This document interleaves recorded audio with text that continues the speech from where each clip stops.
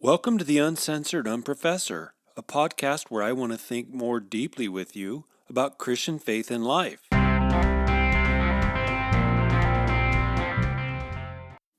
Hey, all you believers, you non-believers, unaffiliated believers, sort of believers, and even you think I'm a believers, welcome. Welcome to the Uncensored Unprofessor. I'm happy to inform you that I just brushed my teeth, so I hope I hope that despite how tense or emotion-laden this episode might be, at least my breath is fresh for you today.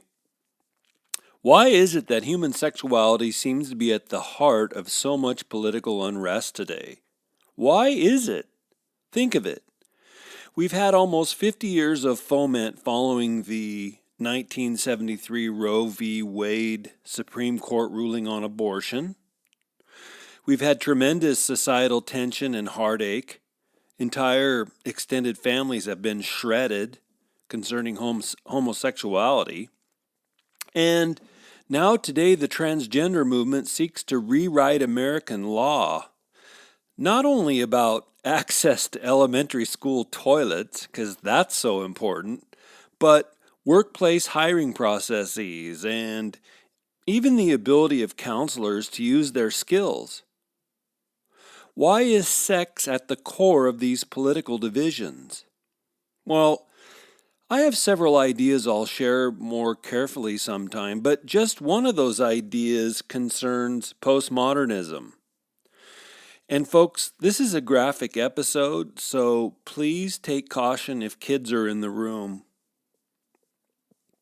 There's a great deal of pontification today about what constitutes postmodernism.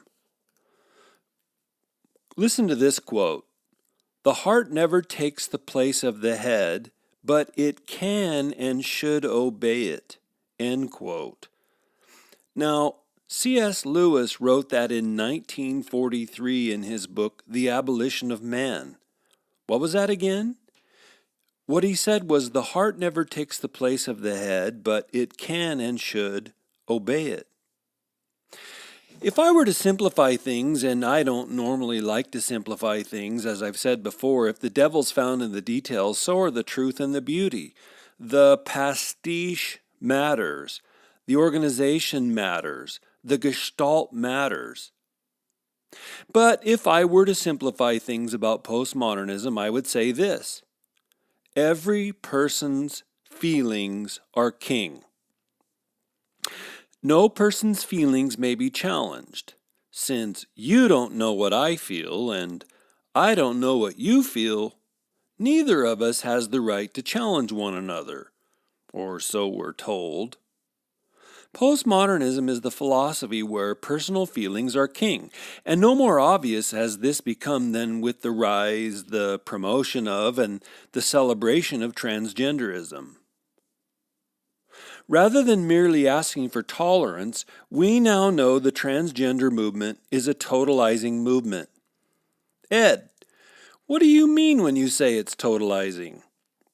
Well, I mean that not only it variously will countenance no public dissent, no psychiatric questioning, no asking philosophic questions like, hey, is it good that we let an 8-year-old boy to choose to have his penis cut off?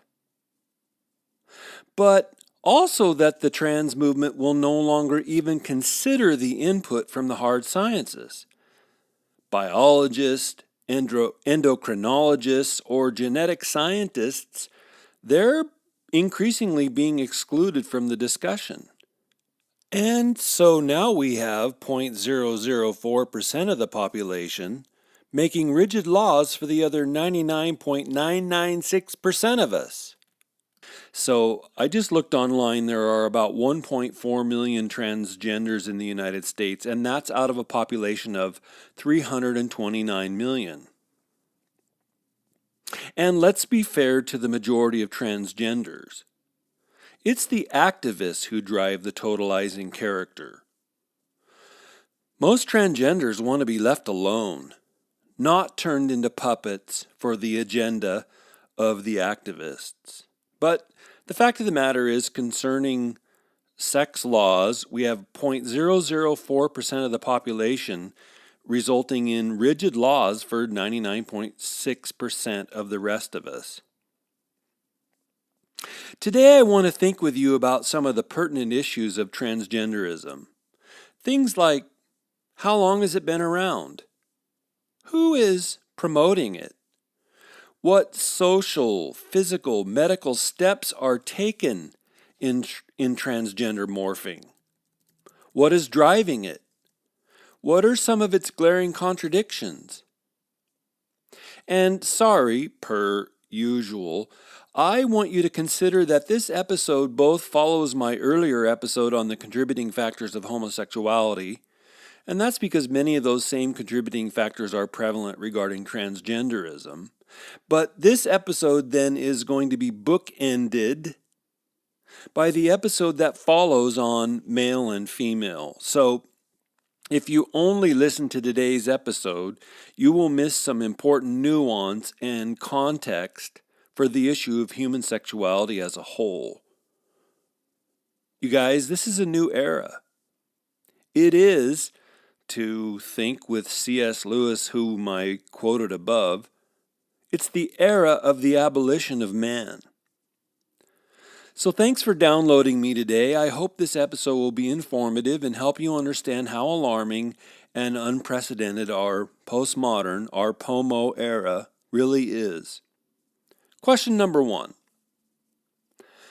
How long has the transgender movement been around? Answer, not very. One way to date it is with the transition of Cher Bono's 40-year-old daughter, Chastity. She went through hormone treatment and surgeries to have her breasts removed in order to become Chaz, a man. Now that took place back in 2011. 2 years later, in 2013, the Netflix show Orange is the New Black featured a transgendered actor named Laverne Cox. Cox was nominated for an Emmy Award for that show, and in 2014, Glamour magazine named Cox its Woman of the Year. Much more famously, the Olympic gold medalist Bruce Jenner was named Woman of the Year in 2015 by Glamour magazine when he transitioned to become Caitlyn. And I find it telling that in 2 successive years, Glamour named 2 biological men as its Woman of the Year. It's a tell when an outlier is presented as normal. We know that there's an agenda going on when an outlier is presented to us and celebrated for us as normal. In 2017, National Geographic published a special issue on the gender revolution and tracked the transition of a 9-year-old boy who wanted to be a girl. So, how long has the transgender movement been around? 6 years or so, but its roots go much older, and that takes us to our second question. Who is promoting the transgender movement? Obviously, as the above made clear, the standard media are promoting it. Why would they do that? Because it aligns with their values and worldview. Who else is promoting it? Secularists at universities, and I'll say more about the philosophy of professors momentarily. Who else? Who else is promoting this? Politicians from the radical left. Now, folks, you know I try to do my best to avoid alienating you with political discussion, but on this topic, let's just be adults and be honest. Only the radical left is driving the totalizing perspective of transgenderism. We all want to exhibit compassion, but only the radical left wants to turn transgenderism into law. As Christ followers, we surely must treat everyone with the dignity of Imago Dei. Everyone's created in the image of God. We always do well to remind ourselves that Jesus lived and died for everyone. Again, we ourselves are sinners too. The Holy Spirit comes to transform everyone. So as we think through this, many pastors will need to study and prepare for compassionate ministry to folks struggling with gender dysphoria. But for all of that kind of pastoral wisdom and grace, society should not codify transgenderism as a newly minted right. We cannot remake our laws to follow the transgender agenda. Women especially will be the ones who will suffer and become vulnerable. And we're seeing this as lesbians even begin to push back against the transgender movement for its overreach. 3. What actual steps are taken in transgender morphing? What does a child undergo to change gender?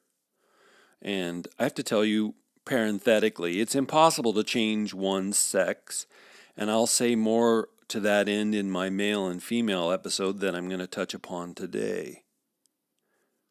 What steps are taken? A social transition is begun. So there's a new wardrobe, new name, new pronouns, treating the child as if he or she were actually the opposite sex. A social transition is initiated. B, a child approaching puberty will be placed on puberty blockers to stunt growth. This means that in girls, breast tissue will weaken and may disappear altogether. In boys, testicular volume will decrease. C, around age 16 comes the administration of cross-sex hormones. For boys, that's estrogen. For girls transitioning, that's testosterone. And Ryan Anderson, in his book entitled When Harry Became Sally, responding to the transgender movement, he says, quote, for girls, testosterone treatment leads to a low voice, facial and body hair growth, and a more masculine body shape, along with the enlargement of the clitoris and atrophying of breast tissue. For boys, estrogen treatment results in the development of breasts and a body shape with a female appearance, and these patients will be prescribed cross-sex hormones throughout their lives. D, finally, at age 18, Anderson reports, these individuals may undergo sex reassignment surgery, which means amputation and plastic surgery to make the penis look more like a vagina and the vagina, the labia, to look more like a penis, though neither the reconstructed penis or vagina will function like a biologically formed penis or vagina. It's also probably worth noting that the medical, chemical, surgical elements of these transitions are very expensive, which may or may not matter. I think it matters when taxpayers are the ones who are forced to pay for these things. Also, it's interesting that transgender activists claim that the effects of blocking puberty are, with drugs, fully reversible. Now, that claim is nearly indefensible. The fact is that such medical procedures come rife with all kinds of risks. Anderson informs us that low bone mineral density, slower rates of growth in height, disfiguring acne, high blood pressure, weight gain, abnormal glucose tolerance, breast cancer, liver disease, thrombosis, and cardiovascular disease all follow the use of these hormones and puberty blockers. And everyone who undergoes puberty blockers will be infertile. People who undergo those puberty blockers will never be able to have children of their own. And please, oh please, keep in mind that children are deciding or being allowed to decide and even encouraged to decide well before they enter puberty on whether they should have or should begin having those medical alterations and procedures. Now, if an adult wants to undergo those, for me that's one thing. But when children, even now against the permission and willing of their parents, when children are being encouraged to enjoin those alterations and procedures, we have indeed entered a new era of human history. For 10,000s of years, adults made important life-altering decisions. Today we have militant activists telling us, no, positively making laws that force us such that children should be making life-altering decisions. This is very troubling. And if you listen to my episode on pastoral suggestions regarding homosexuality, you heard me say I won't call someone by a constructed pronoun. The reason is I will not promulgate, I won't push forward a delusional narrative. It's one thing if one person struggling with psychiatric issues renames him or herself. It's another thing when society normalizes, regularizes, and accepts such delusions as healthy, celebrates them as something wonderful. And I'm sorry, but to do so is to normalize delusion, and to do that is to break from the truth. The truth sets people free. And for its part, society is slowly deluding itself. There are the kinds of things that happen in at least one issue, the choosing of children, the power of children, involved in all of that reconstruction. My fourth question, what's driving it? Well, actually, there are different drivers, different impulses, but they all have one thing in common. Those drivers are deconstruction or deconstructionist. Deconstructionist philosophers mean to take apart reality as it is. They believe that all reality prior to their arrival has been foisted upon everyone else. So the deconstructionist motive is to set us all free from the bad faith or the imperialistic power grabs or the hateful traditionalism that besets us all.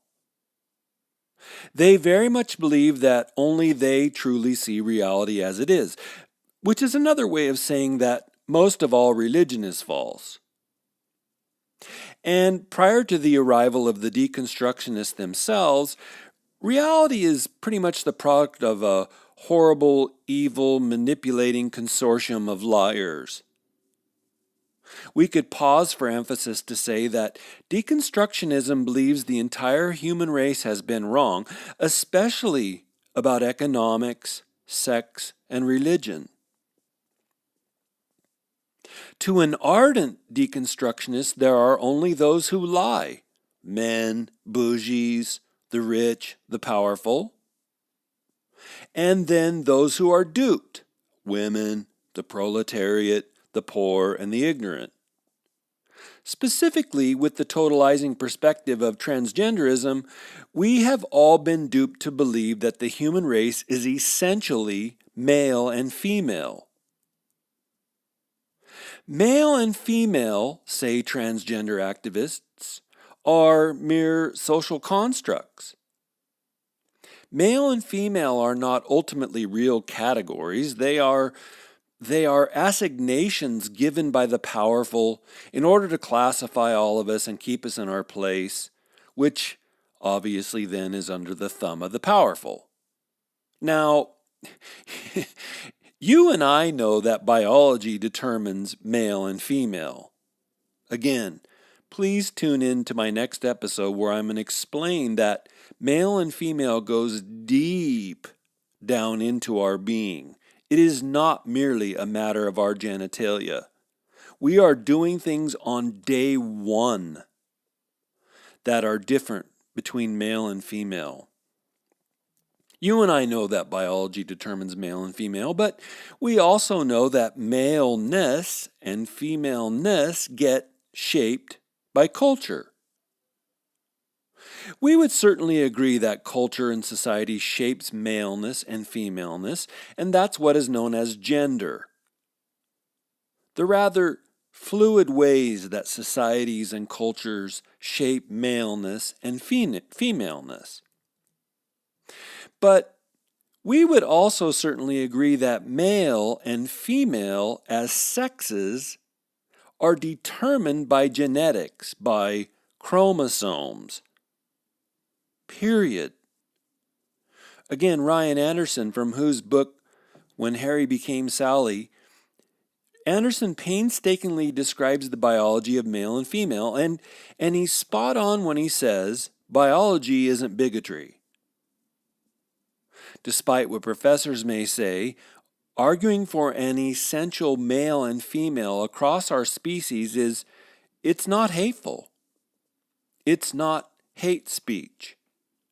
Biology isn't bigotry. Every culture on the planet has been organized around the biologically given organizations of male and female. Each of those cultures have recognized male and female are different. The truth is, we simply cannot modify human genetics such that there is a third sex.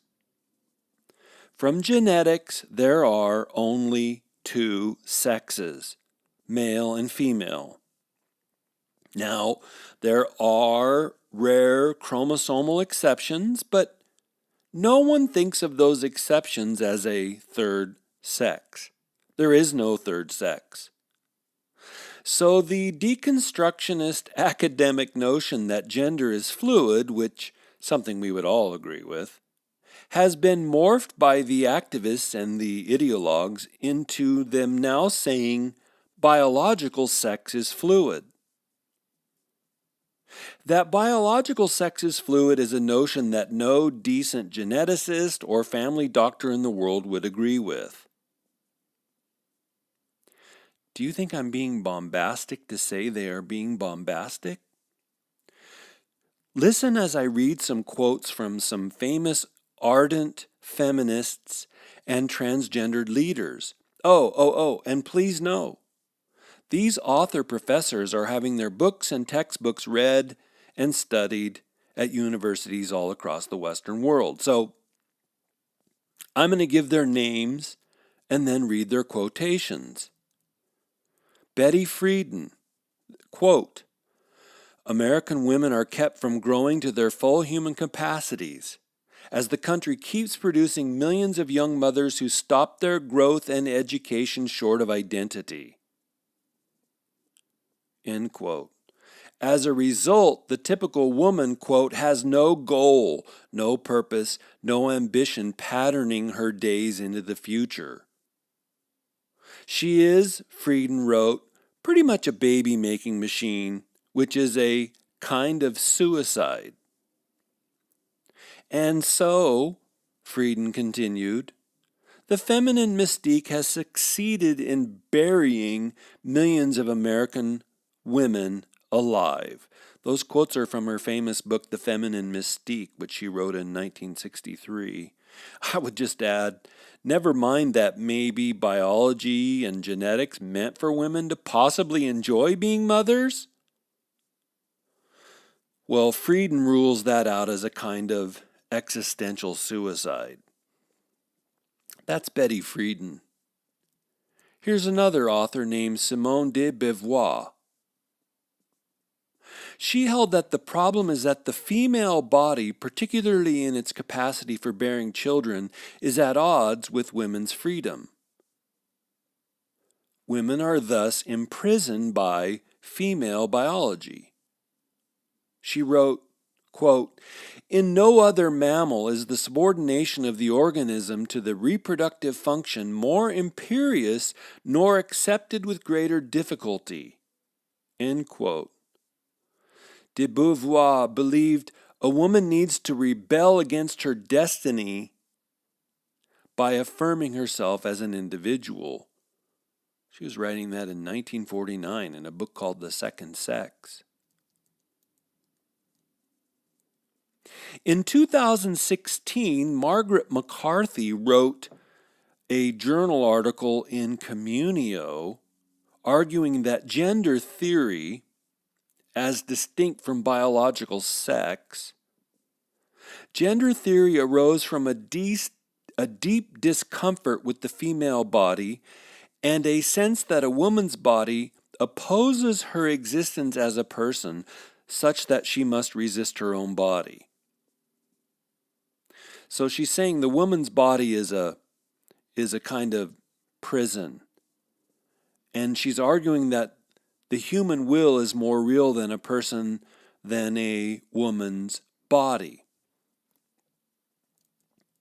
Similarly, an author named Shulamith Firestone in 1970 called for a feminist revolution that aimed not only to eliminate, quote, male privilege.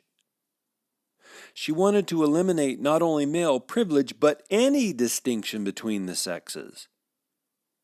She wrote, quote, that underclass women need to seize control of reproduction and human fertility, as well as the social institutions of childbearing and child-rearing, end quote. Her aim, she said, was, quote, not just the elimination of male privilege, but of the sex distinction itself. Genital differences between human beings would no longer matter culturally, end quote. In her cultural utopia, the reproduction of the species by one sex, female for the benefit of both, female and male, would be replaced by at least the option of artificial reproduction. Children would be born to both sexes equally or independently of either, however one chooses to look at it. The dependence of the child on the mother and vice versa would give way to a greatly shortened dependence on a small group of others. And in the end, for Firestone, quote, the tyranny of the biological family would be broken, end quote. So rather than see the biologically given, the genetically given nature of male and female sex as a good or a blessing, she views the biological family as a tyranny.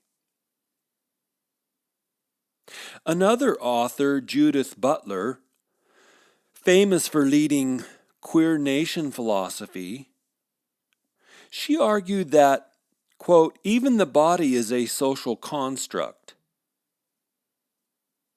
According to Butler, a conception of the body as something fixed and indisputable is pernicious because it, quote, successfully buries and masks the genealogy of power relations by which it is constituted.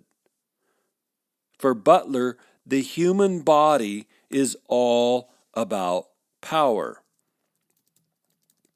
There's more. Here's author Jesse Singal, a pro-transgender journalist who helped to defame a world-leading expert on gender dysphoria. So, you guys, gender dysphoria briefly defined is feeling like a boy trapped in a girl's body or feeling like a girl trapped in a boy's body. And Singal helped to defame a world-leading expert on gender dysphoria, a psychologist in Toronto who had questioned the transgender movement when he asked medical and scientific questions about people's long-term health. Journalist Singal wrote in New York Magazine that, quote, asking why questions are offensive. What needs to be done is to accept the child for who they are, and anything less is ignorant, if not bigoted." End quote. So, my listener, we would ask, as did the Toronto psychologist who ended up having his clinic shut down for asking important questions, we would ask, is it healthy that prepubescent children want to undergo sex changes? Is that wise? Is that a long-term solution?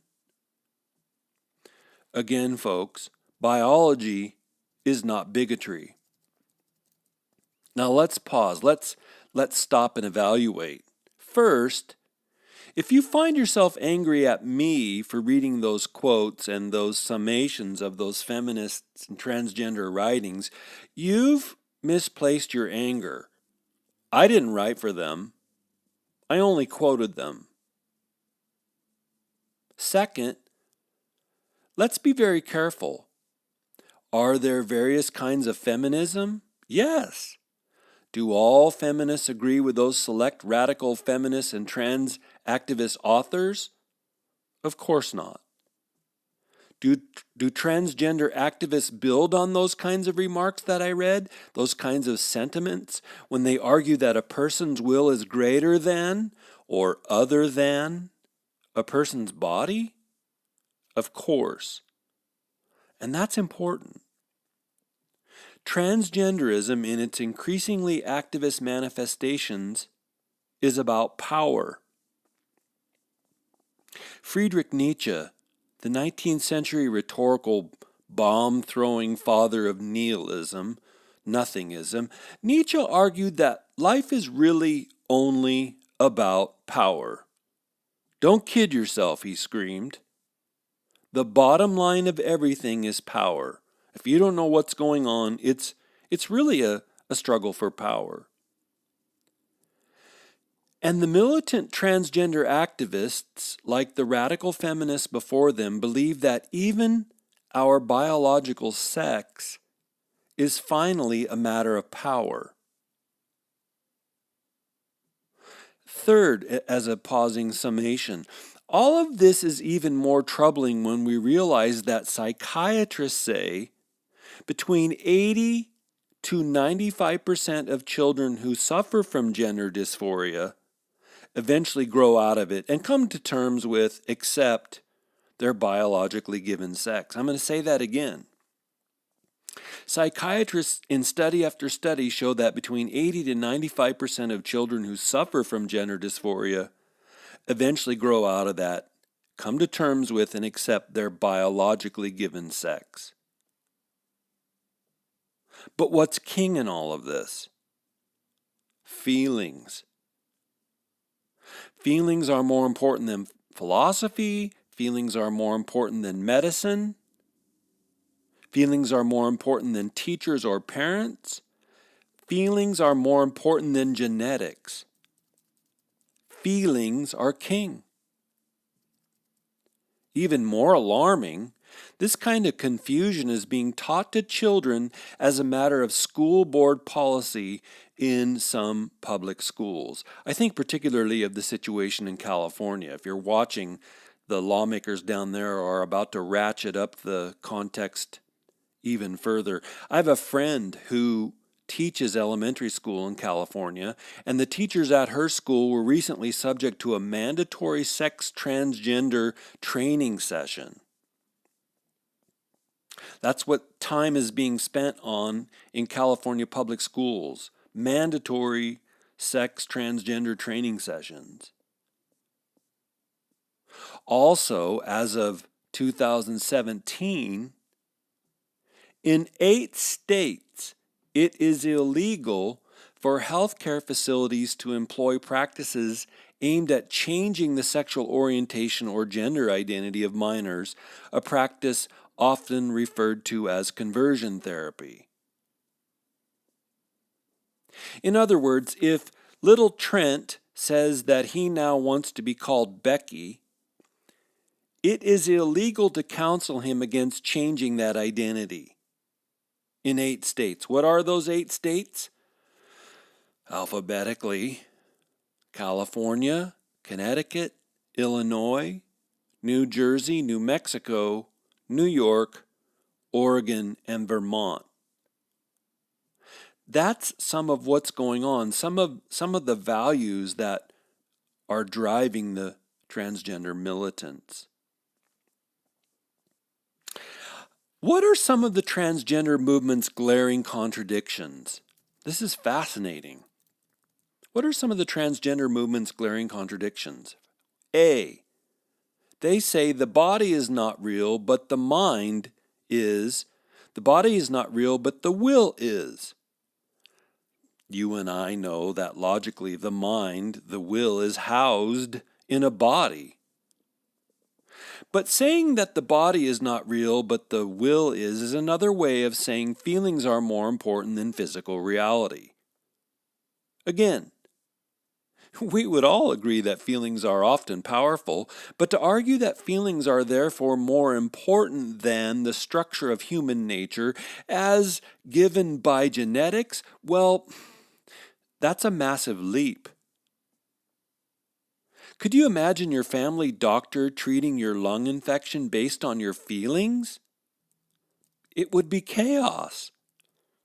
But that's precisely what's going on with these gender transitions.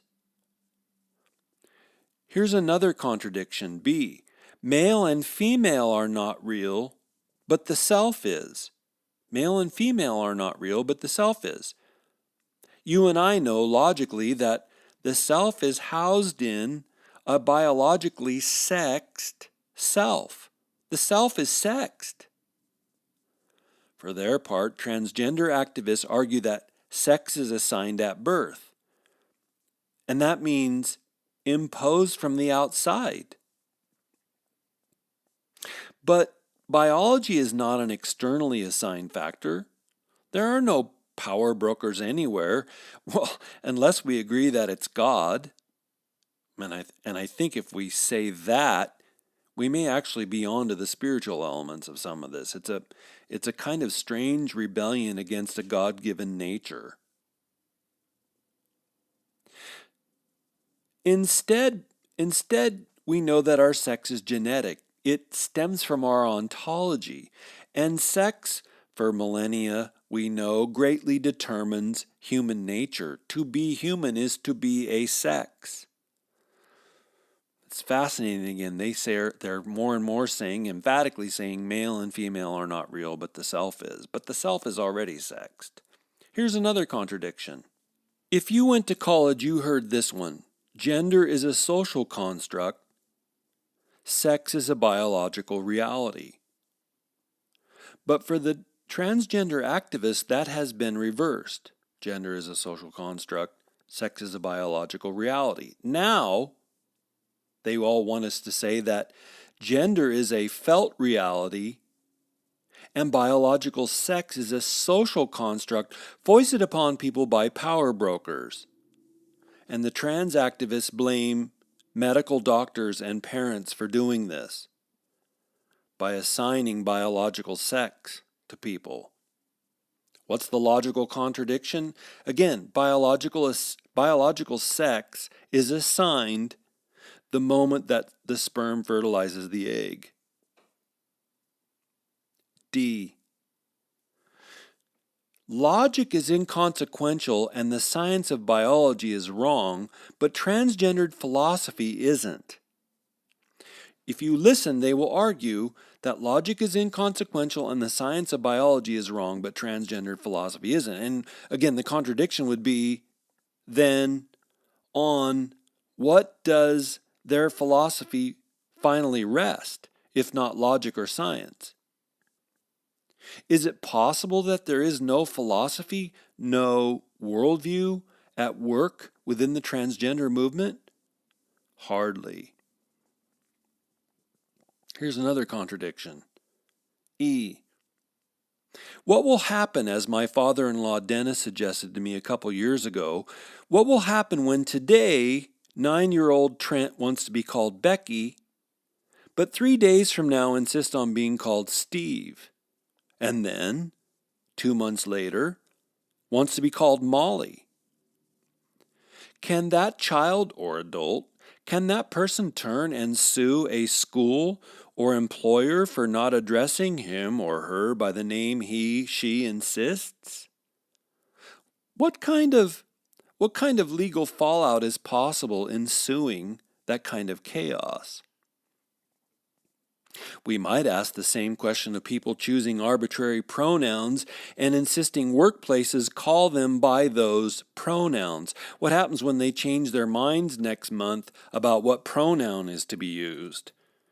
We're going to see some fascinating things happen in the legal world following up on this confusion, because laws are being made saying that people should be addressed that way, and if they're changing things quickly from this way to that way, well, it's just going to be fascinating to see what the courts do with all that.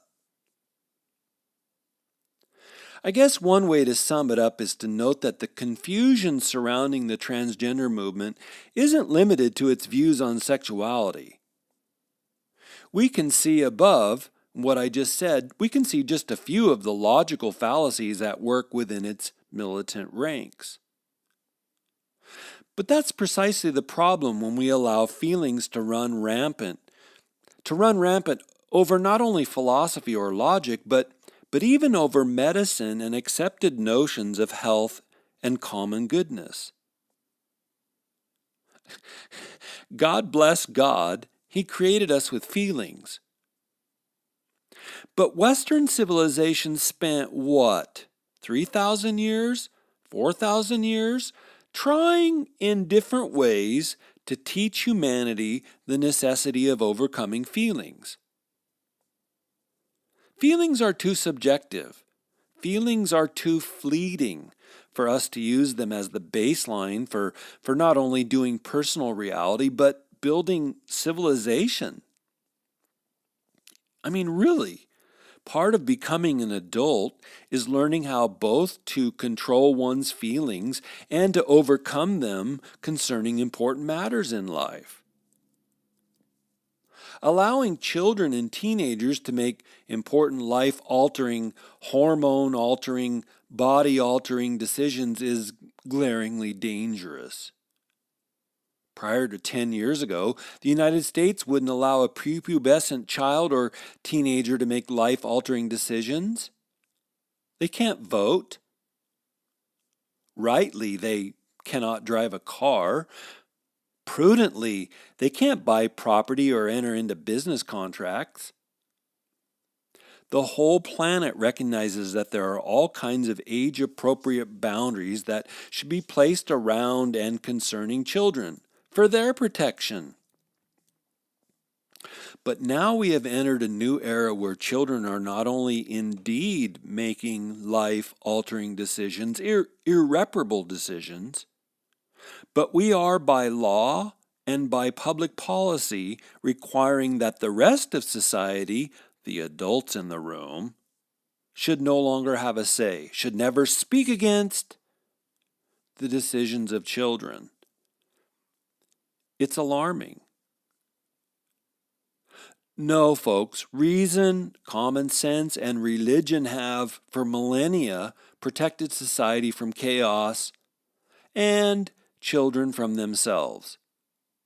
That era is crumbling, and it's crumbling because the deconstructionists say feelings can never be questioned, feelings are king. Let me personalize this somewhat. It was only as I began to no longer allow my feelings to serve as the baseline, the thermometer, the true north compass for my walk in Christ that I began to truly grow. There were times in my teenage years where if I didn't feel Jesus or the Holy Spirit, I would think, well, the Lord must not be happy with me. Or I'd think, why is the Lord so distant?